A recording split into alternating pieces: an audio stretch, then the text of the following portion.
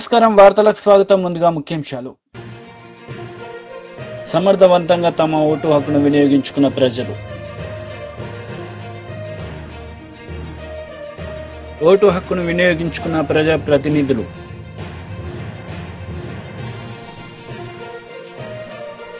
పులివెందులలో CM Jagan vote హక్కును వినియోగించుకున్నారు. ఈ సందర్భంగా ఆయన మాట్లాడారు.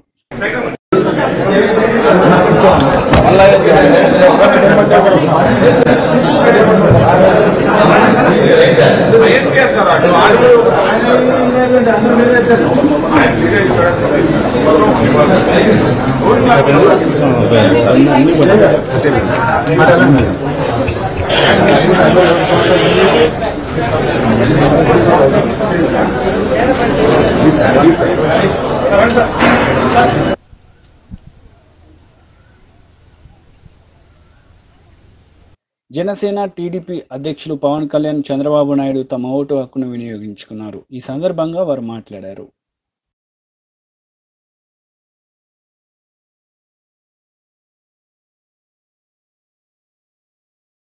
People want democracy, they want their voice to be heard, so the turnover is good, and I'm praying that we should get people's government. That's the only thing I'm praying. Madam, Sir will come back as the Chief Minister. Yes, he will come back and he'll work for the people. Madam, గతం కంటే ఈసారి బాగా polling శాతం నమోదయ్యే అవకాశం. లోపల చూసామండి, turn over అది చాలా బాగుంది. అది నువ్వు మహిళా శక్తులకి నేను ఒకటే కోరుతున్నాను, ప్రతి ఒక్క స్త్రీ తన కుటుంబం గురించి ఆలోచించి కుటుంబాన్ని ముందుకు తీసుకురావాలి. ఎందుకంటే స్త్రీ అనేసరికి మనం కుటుంబం గురించి ఆలోచిస్తాం, మన బిడ్డల గురించి, వాళ్ళ ఉద్యోగాల గురించి, మన ఇంట్లో ఉండే మన భర్త గురించి ఆలోచిస్తాం. కనుక స్త్రీల్ని ముందుకి వచ్చి వాళ్ళ ఇంట్లో కుటుంబం సుఖ సంతోషాలతో ఉండాలని మనం కోరుకుంటాం. గనక మహిళా శక్తి కదిలి రావాలని నేను కోరుతున్నానండి. పార్లమెంట్ ఎన్నికల సందర్భంగా సిద్దిపేట జిల్లాలోని తమ సొంత గ్రామం చిత్తమడకలో తమ ఓటు హక్కును వినియోగించుకున్నారు బీఆర్ఎస్ అధినేత మాజీ ముఖ్యమంత్రి కేసీఆర్ దంపతులు.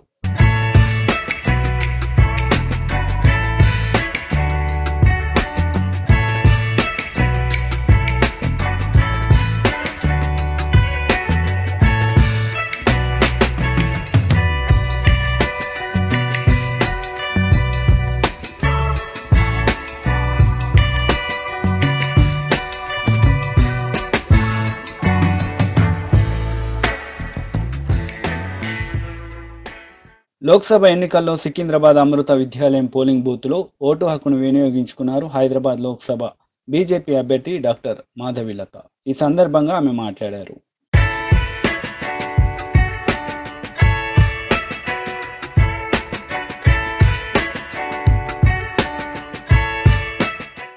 లోక్సభ ఎన్నికల్లో బీజేపీ ముఖ్య నేతలు తమ ఓటు హక్కును వినియోగించుకున్నారు. ఓటు హక్కును వినియోగించుకోవాల్సిన బాధ్యత ప్రతి భారతీయుడిపై ఉందని వారు తెలిపారు.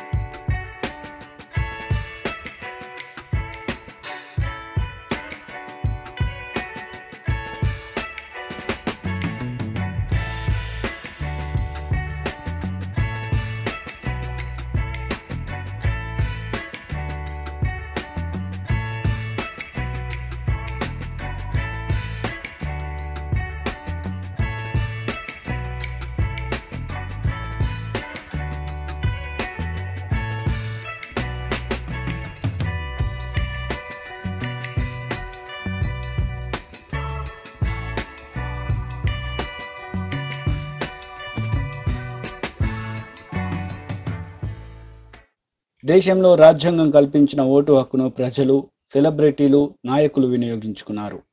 సమర్థవంతమైన నాయకుడు దేశానికి అవసరమని వారి ఓటుతో తెలిపారు. కాంగ్రెస్ నేతలు తమ ఓటు హక్కును వినియోగించుకున్నారు. ఓటు హక్కును వినియోగించుకోవాల్సిన బాధ్యత ప్రతి భారతీయుడిపై ఉందని వారు తెలిపారు.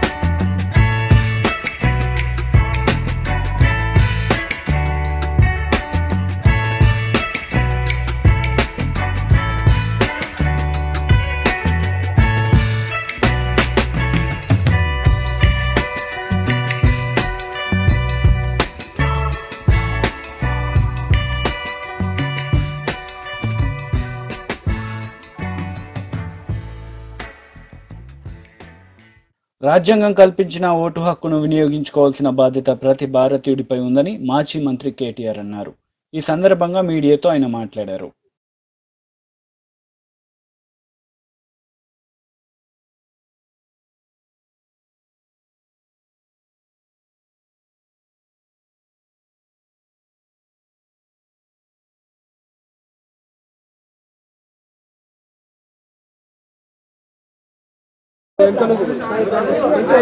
ప్రపంచంలోనే అతిపెద్ద ప్రజాస్వామ్య దేశం భారతదేశం.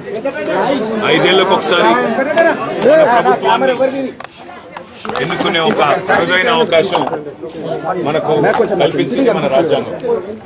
రాజ్యాంగం కల్పించిన ఆ హక్కుని పూర్తి స్థాయిలో వాడుకోవాల్సిన బాధ్యత, వినియోగించుకోవాల్సిన బాధ్యత ప్రతి భారతీయుడి పైన ఉంది. మనకు ఎలాంటి ప్రభుత్వం కావాలో, మనకు ఎలాంటి విధానాలు కావాలో, మనకు ఎలాంటి వ్యవస్థ కావాలో నిర్ణయించే అధికారం ప్రజాస్వామ్యంలో ప్రజల చేతుల్లోనే ఉన్నప్పుడు మరి ఈ రోజు ఓటును విస్మరించి ఆ తర్వాత నిందించినా ఆ తర్వాత బాధపడ్డ లాభం ఉండదు. కాబట్టి తప్పకుండా అందరూ కూడా దయచేసి బయటికి రండి, ఓటు వేయండి. మంచి ప్రభుత్వాలని, మంచి నాయకులని, మీకు మంచి చేసే నాయకులను, మంచి విధానాలకు మరి ప్రాతినిధ్యం వహించే నాయకులకు మీరు తప్పకుండా ఆశీర్వదించాలని కోరుతూ మరి ఇవాళ ఇక్కడ తెలంగాణ ప్రభుత్వం కూడా పాపం కరెంటు పోకుండా ఒక్కొక్క పోలింగ్ స్టేషన్ దగ్గర ముగ్గురు అధికారులను పెట్టి, జనరేటర్లను పెట్టి చాలా కష్టపడతా ఉన్నారు. వారికి కూడా ధన్యవాదాలు. అదేవిధంగా దేశవ్యాప్తంగా పోలింగ్ ఏర్పాట్లు మరి సజావుగా జరిగే విధంగా నిర్వహిస్తున్న ప్రతి ఉద్యోగికి కూడా హృదయపూర్వకంగా ధన్యవాదాలు తెలియజేస్తూ ఇవాళ దయచేసి బయటికి రండి, ఓటు వేయండి. అందరూ కూడా మరి బయటికి వచ్చి ఎలాంటి ప్రభుత్వం కావాలి, ఎలాంటి ఆలోచనలతో కూడిన రాజకీయం కావాలి అనే దిశగా మీరందరూ కూడా దయచేసి తప్పకుండా బయటకు వచ్చి ఓటేయాలని కోరుతూ నేను తెలంగాణ తెచ్చిన పార్టీకి, తెలంగాణ తెచ్చిన నాయకుడికి నేను ఓటేశాను. మీరు కూడా ఓటేయాలని విజ్ఞప్తి. Thank you. జైల్లో ఉన్నారని చూడాలి, ఏం చూస్తాం. మోడీ గారు జైల్లో పెట్టారని చూడాలి, ఇంకేం చూస్తాం.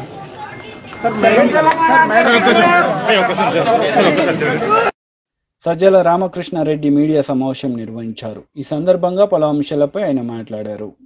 ఎస్టీ, బీసీ, మైనారిటీ వర్గాల కోసం, మహిళల కోసం,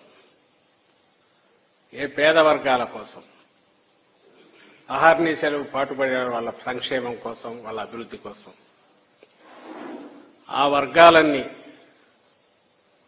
ముఖ్యంగా మహిళలు ఈరోజు ఉదయం పోలింగ్ మొదలైనప్పటి నుంచి ఇప్పటికి కూడా ఎంత ఉత్సాహంగా పాల్గొన్నారో చూస్తే ఆశీస్సులు ఎవరికున్నాయనేది ప్రత్యేకంగా చెప్పాల్సిన అవసరం లేదు. ప్రజల కోసం పాటుపడితే, ప్రజల్లో మమేకమైతే దీవెనలు ఎలా ఉంటాయి అని జగన్మోహన్ రెడ్డి గారు ఆశించారో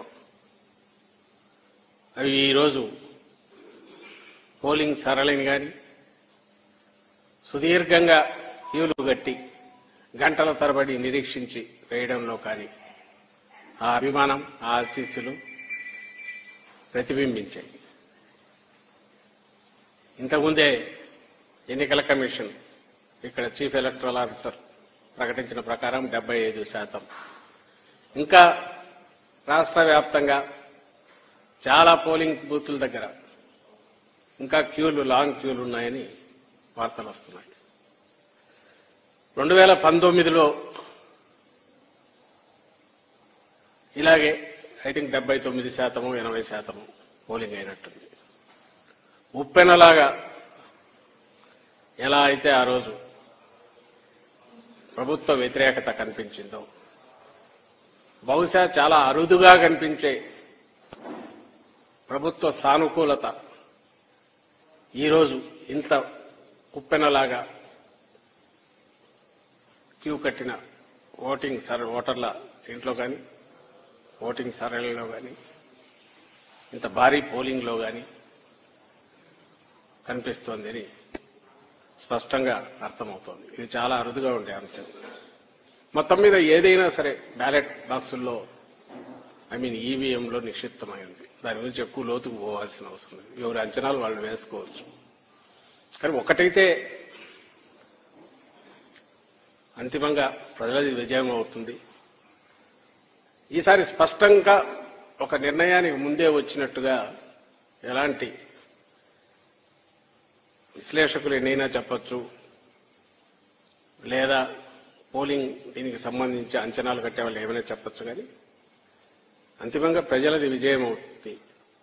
ప్రజాస్వామ్యం భారతదేశంలో ఎంత పటిష్టంగా ఉంది, మన రాష్ట్రంలో కూడా రాజకీయ చైతన్యం కానీ లేదా ఎన్నికల్లో ఓటు ద్వారా తమ నిర్ణయం ఖచ్చితంగా స్వేచ్ఛగా చెప్పే ప్రయత్నం అన్ని వర్గాల వాళ్ళు చేయడం, అన్ని వయసుల వాళ్ళు చేయడం, యువతతో దగ్గర మొదలు పెడితే కొత్తగా ఫస్ట్ టైం ఓటర్స్ దగ్గర నుంచి పండు ముదుసల వరకు నడవలేని వారైనా సరే వాళ్ళకి ఎవరు కావాలో ఏం కావాలో వచ్చారు, అక్కడ స్వేచ్ఛగా వేసి వెళ్ళారు. అది బాగా అందరం ఆనందించదగ్గ విషయం, స్వాగతించదగ్గ విషయం. పోతే ప్రజల కోసం నిలబడిన వాళ్ళ కోసం ఎలా ప్రజలు కూడా నిలబడతారనేది ఒక పక్క కనపడుతుంటే, మరో పక్క దారుణమైన విషయం ఏమంటే ఇప్పటికే ప్రచారం దగ్గర నుంచే నిస్పృహగా కొట్టుకుపోతున్న తెలుగుదేశం పార్టీ పోలింగ్ రోజు వచ్చేసరికి దాని డెస్పరేషన్, ఆ నిస్పృహ, ఆ నైరాశ్యం ఎంత పరాకాష్ఠకు పోయినాయో, ఏ రకంగా తట్టుకోలేక రెచ్చిపోయాయో టీడీపీ కార్యకర్తలను పడే గూండాలు కానీ లేదా వాళ్ళకు అనుకూలంగా ఈరోజు పొత్తు వల్లనో ఇంకో దాని వల్ల పోలీస్ అధికారులు కానీ లేదా ఎన్నికల కమిషన్ అబ్జర్వర్ల పేరుతో ఇక్కడికి వచ్చిన వాళ్ళు కానీ మనం ఈరోజు జరిగినంత ఏకపక్షంగా వాళ్ళ వైపు నుంచి జరిగిన దాడులు, హింసాకాండ రుజువు చేస్తుంది. ఆ డెస్పరేషన్ కనిపిస్తుంది అందులో. దాంతో నుంచి వచ్చి ఎట్లాగైనా సరే ఏదో ఒక రకంగా పోలింగ్ని అడ్డుకోవాలనే దుస్సాహసం కూడా వాళ్ళ వైపు నుంచి కనపడుతోంది. దురదృష్టకరం ఏంటంటే ఇక్కడికి వచ్చిన అబ్జర్వర్ల పేరిట ముఖ్యంగా మాచర్ల పల్నాడు జిల్లా మీద అయితే ఆల్మోస్ట్ ఒక ఇనుప తెర చుట్టూ ఇది చేసినట్టే, బందికానాల్లో చేసినట్టే చేశారు. నిన్న మొన్నటి నుంచి మొదలైంది, ఈరోజు పరాకాష్ఠకు చేరింది. ఎన్ని చోట్ల దాడులకు తెగబడ్డారో పద్దెనిమిది చూస్తూనే ఉన్నారు. రాష్ట్రమంతా టీడీపీ గుండాలు స్వేచ్ఛగా విచ్చలవిడిగా విశృంఖలంగా రోడ్ల మీద కర్రలు పట్టుకొనో కత్తులు పట్టుకొనో మారణాయుధాలతో తిరగడం, అటాక్ చేయడం. పొద్దునే చిత్తూరులోనే కత్తిపోటుతో మొదలైంది వాళ్ళ పోలింగ్ ఏజెంట్, వైఎస్ఆర్సీపీ ఏజెంట్ మీద అటాక్ చేయడం. ఇంకా నర్సరావుపేటలో చూశారు.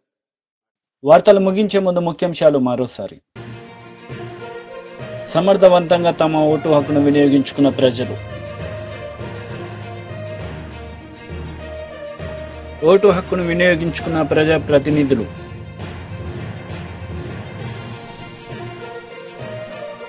ఈ వార్తలు ఇంతటితో సమాప్తం. తిరిగి ప్రసారమయ్యే వార్తలు మళ్ళీ కలుద్దాం. అంతవరకు సెలవు. నమస్తే.